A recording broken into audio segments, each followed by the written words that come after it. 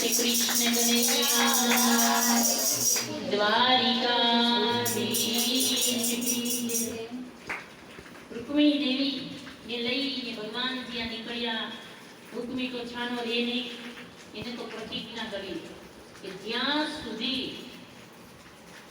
મારી બેનને પાછી નહીં લાવું ને તો હું કુંડીન પરમાં લાઈફ ટાઈમ એટલે જિંદગી ભર ક્યારે પણ હું પગ નહીં મૂકું। અને થયું એવું યુદ્ધ થયું। ભગવાન રૂક્મીને મારવા ગયા।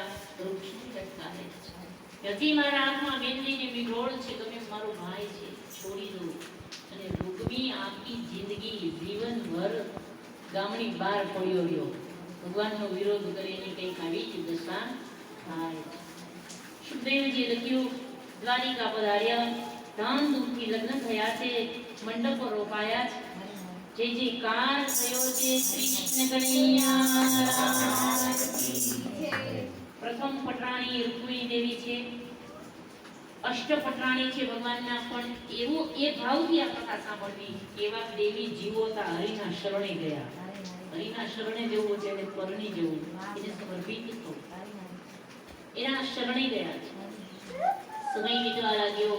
રૂક્મિણી દેવી એક દિવસની વાત છે, ભગવાનને તો બધો ખ્યાલ જ હતો।